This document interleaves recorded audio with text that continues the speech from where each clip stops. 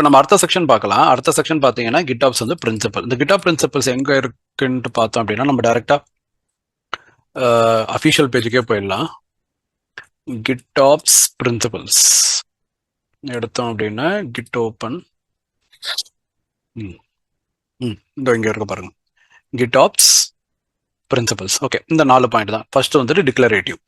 Okay, இப்போ இந்த டிக்ளரேட்டிவ்ல என்ன சொல்றாங்க அப்படின்னா ஃபர்ஸ்ட் பாயிண்ட் டிக்ளரேட்டிவ்னு இருக்கு. இப்போ அந்த லைனை வந்துட்டு நம்ம ரீட் பண்ணுவோம். இப்போ அந்த லைனை ரீட் பண்ணலாம். A system managed by the GitOps must have its desired state expressed declaratively.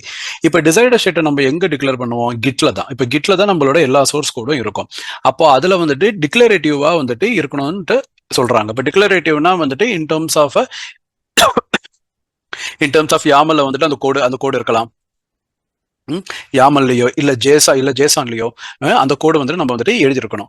So இப்போ கோடு நம்ம டிக்ளரேட்டிவ் அப்படின்னா வந்துட்டு இப்போ அது வந்துட்டு ஒரு ஜாவா கோடோ இல்லை ஒரு சாஃப்ட்வேர் பேக்கேஜோ வந்துட்டு இருக்கக்கூடாது.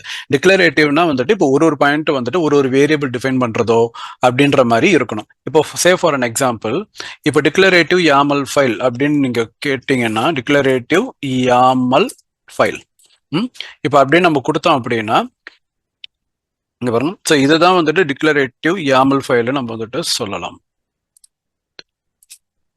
இங்க பாருங்க. இப்போ ஒரு கான்ஃபிக் மேப் ஒரு what ever it is. So இந்த மாதிரி ஃபைல்ல வந்துட்டு நம்ம வந்துட்டு அந்த அப்ளிகேஷனோட இன்ஃபர்மேஷனை வந்து நம்ம வந்து டிக்ளேர் பண்ணுவோம். ஸோ அது எந்த வெர்ஷன் யூஸ் பண்ண போகுது, அதோட மெட்டா டேட்டாவோட டீடைல்ஸ் என்ன, அதோட நேம் ஸ்பேஸ் என்ன, இப்படின்றத வந்துட்டு புரியுற மாதிரி நம்ம வந்துட்டு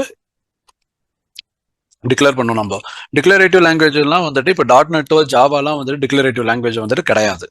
ஓகேவா? இப்போ இந்த மாதிரி YAML JSON அதெல்லாம் தான் வந்துட்டு declarative programming languages. So first principle அதுதான்.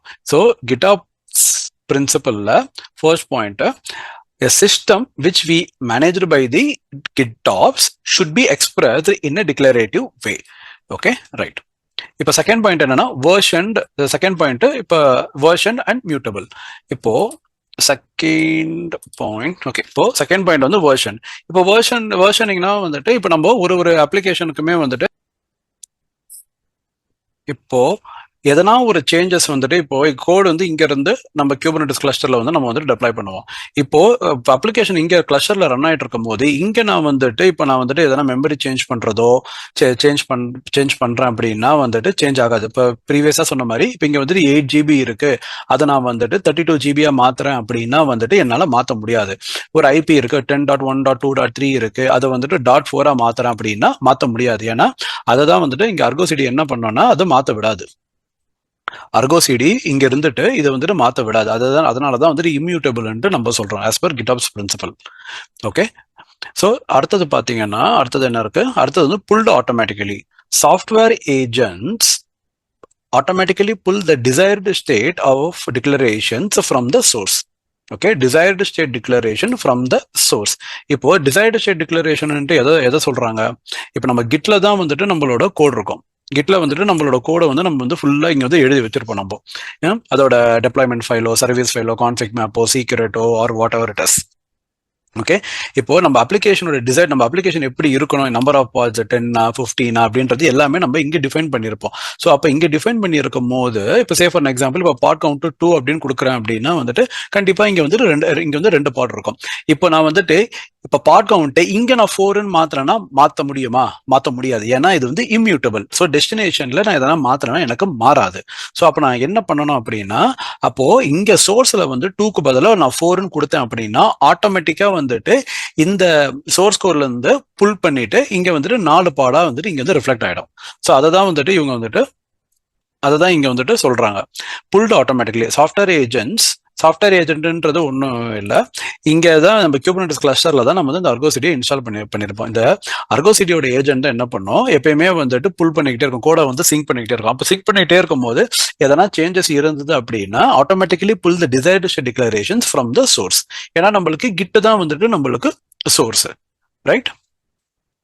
ஸோ அப்போ இந்த 3வது பாயிண்ட் முடிஞ்சிச்சு ஆட்டோமேட்டிக்கலி. ஃபோர்த் ஒன் என்னன்னு பார்த்தீங்கன்னா கண்டினியூஸ்லி ரீகன்சைல்டுனா என்ன? இப்போ ரீகன்சிலியேஷன் சொல்லுவோம். ரீகன்சிலியேஷன் பிட்வீன் த 2 பார்ட்டிஸ் அப்படின்னு சொல்லுவோம்.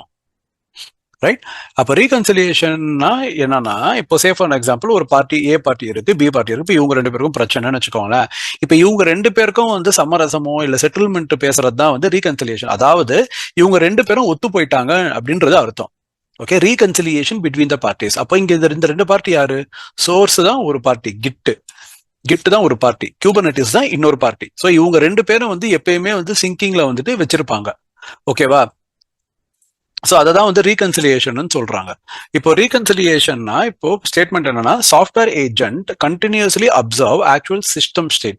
இது ஆக்சுவல் சிஸ்டம் ஸ்டேட்னு சொல்றது வந்துட்டு இங்க கியூபர்னெட்டிஸோட ஆக்சுவல் சிஸ்டம் ஸ்டேட். இப்போ வந்து என்ன எப்படி அப்ளிகேஷன்ல ரன் ஆயிட்டு இருக்கு, என்ன ப்ராப்பர்ட்டிஸ்ல ரன் ஆயிட்டு இருக்கு அப்படின்றத மானிட்டர் பண்ணோம். And attempt to apply the desired state. Desired state நம்ம எங்க டிஃபைன் பண்ணியிருக்கோம் ஏற்கனவே சொன்ன the principles, right? Principles of GitOps. Okay, இப்போ உங்களுக்கு புரிஞ்சிருக்கும்னு நினைக்கிறேன். ஸோ ஃபர்ஸ்ட் வந்துட்டு எல்லாத்தையுமே வந்து நம்ம டிக்ளரேட்டிவா வந்துட்டு டிஃபைன் பண்ணணும். ஸோ இன் டர்ம்ஸ் ஆஃப் யாமல்லையோ ஜேசன்லயோ அந்த மாதிரி நம்ம வந்துட்டு வந்து டிக்ளேர் பண்ணணும்.